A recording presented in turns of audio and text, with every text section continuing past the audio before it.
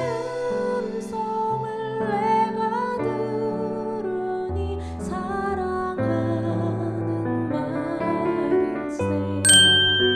아브라함이 나이가 많아 늙었고 여호와께서 그에게 범사의 복을 주셨더라. 아브라함이 자기 집 모든 소유를 맡은 늙은 종에게 이르되 청하건대 내 허벅지 밑에 내 손을 넣어라.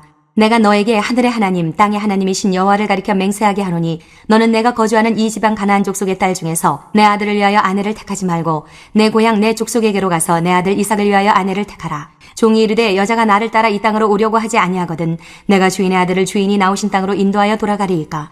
아브라함이 그에게 이르되 내 아들을 그리로 데리고 돌아가지 아니하도록 하라. 하늘의 하나님 여호와께서 나를 내 아버지의 집과 내 고향 땅에서 떠나게 하시고 내게 말씀하시며 내게 맹세하여 이르시기를 이 땅을 내 씨에게 주리라 하셨으니 그가 그 사자를 너보다 앞서 보내실지라. 내가 거기서 내 아들을 위하여 아내를 택할지니라. 만일 여자가 너를 따라오려고 하지 아니하면 나의 이 맹세가 너와 상관이 없나니 오직 내 아들을 데리고 그리로 가지 말지니라. 그 종이 이에 그의 주인 아브라함의 허벅지 아래에 손을 넣고 이 일에 대하여 그에게 맹세하였더라.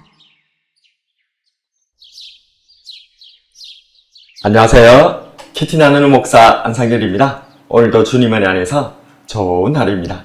오늘은 창세기 24장 1절에서 9절을 통해서 늙지 않는 노년의 비결이라는 제목으로 은혜를 나누겠습니다.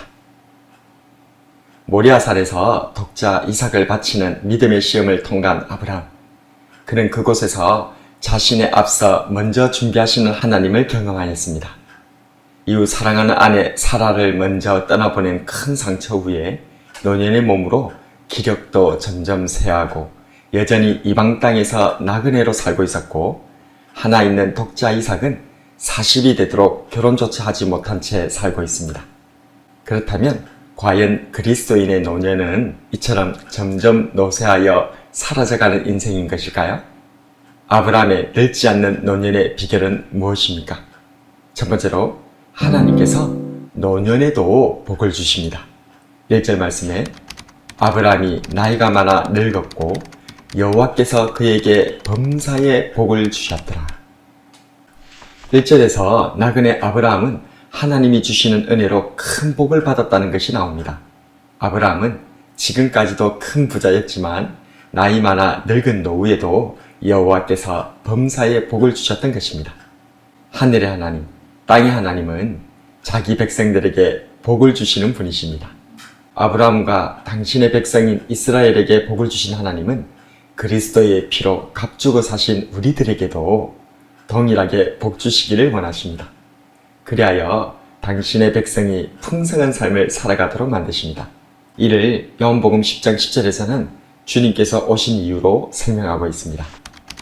도둑이 오는 것은 도둑질하고 죽이고 멸망시키라는 것뿐이요 내가 온 것은 양으로 생명을 얻게 하고 더 풍성히 얻게 하려는 것이라. 우리에게 복 주시고 풍성히 주신 하나님을 믿으십시오. 많은 사람들이 노후를 걱정합니다. 노후 대책에 고심하고 있습니다. 적금을 들기도 하고 연금을 넣기도 하고 자녀들에게 기대려 하기도 합니다. 그러나 성경은 말합니다.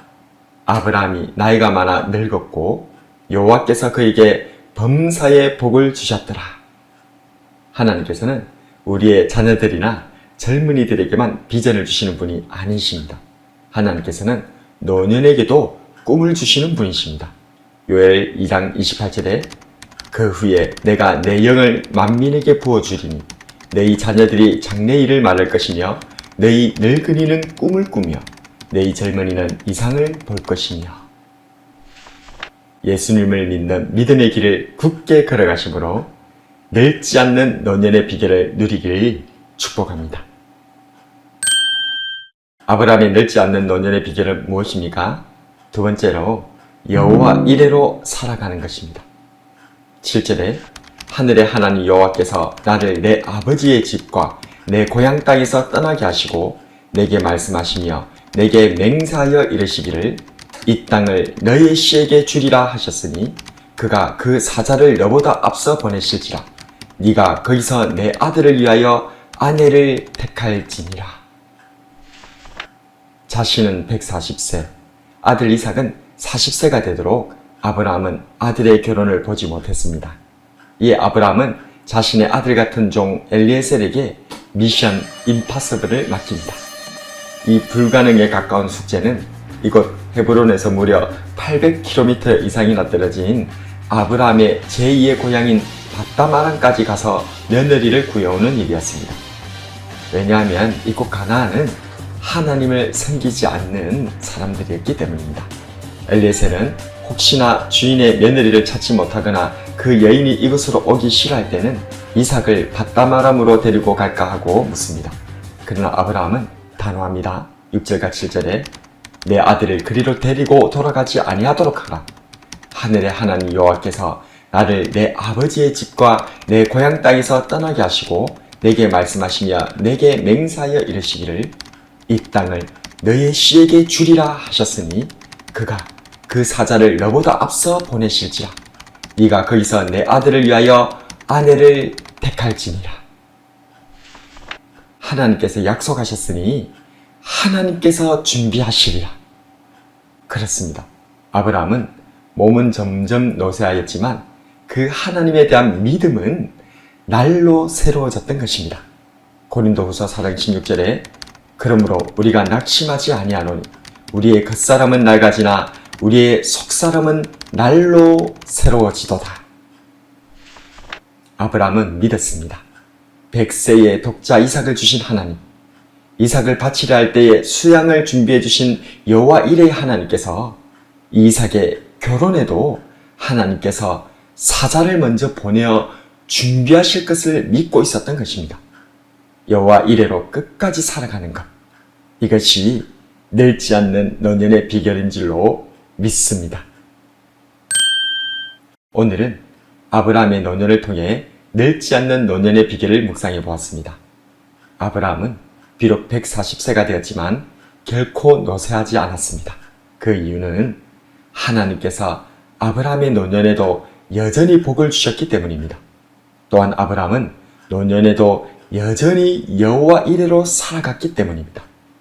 우리의 노년도 아브라함처럼 늙지 않는 노년이기를 소원합니다. 우리의 노년도 겉사람은 낡아지나 우리의 속사람은 날로 새로워지기를 소원합니다. 아브라함과 같이 늙지 않는 노년의 삶으로 살아가는 저와 여러분이 되길 주님의 이름으로 축복합니다.